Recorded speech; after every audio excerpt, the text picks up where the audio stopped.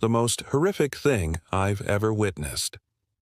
This story comes to us from Leo, who did not experience it directly, but is recounting an experience his girlfriend Anna and her friends went through. Leo lives in Randia, Brazil. One Sunday morning, he went to church while Anna, who had stayed at a friend's house the night before, was on her way to church too.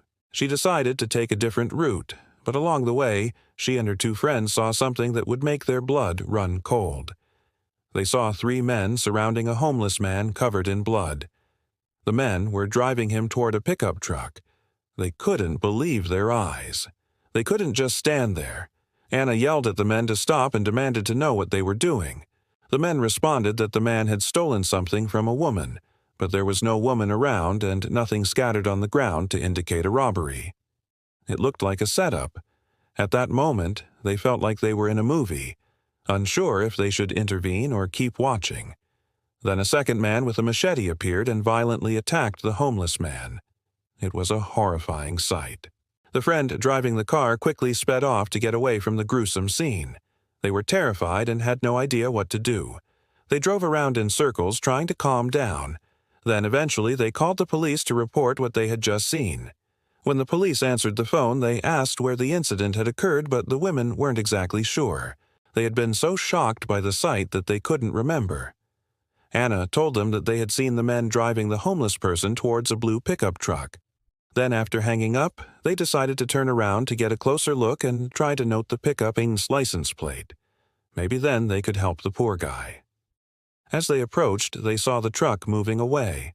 However, they noticed a disturbing amount of blood on the ground and realized the homeless man was still alive.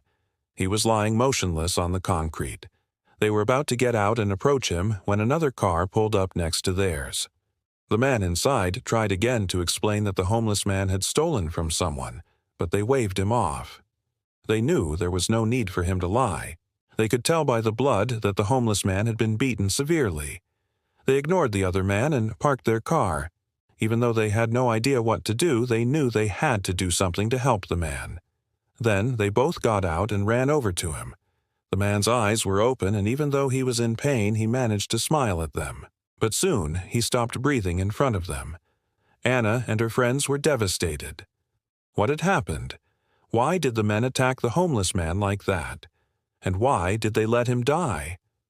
They returned to the main road and walked towards the church. Along the way, more and more people started gathering. Soon they reached the church and told the priest what had happened.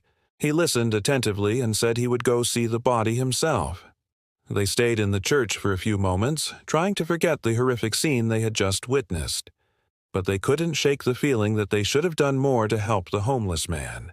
Later, Anna talked to her boyfriend Leo about the incident. She told him how terrible she felt for not being able to help the homeless man, and how she wished they had known where he lived so they could have taken him food or money. Leo hugged her and told her that maybe their paths had crossed for a reason. He believed that God may have wanted to use them to save the man's life. They wondered what would have happened if Anna and her friends hadn't yelled at the men to stop. Would the homeless man still be alive? Or had his death been planned all along? No one knows for sure, but it's comforting to think that sometimes fate intervenes to protect those who can't protect themselves. This story is a reminder that even in the darkest of times, there is always hope. With kindness and compassion, we can make a difference in the world. If you want to read more stories like this, stay tuned. We wish you a happy life filled with joy, peace, and love. Thank you for watching. Goodbye.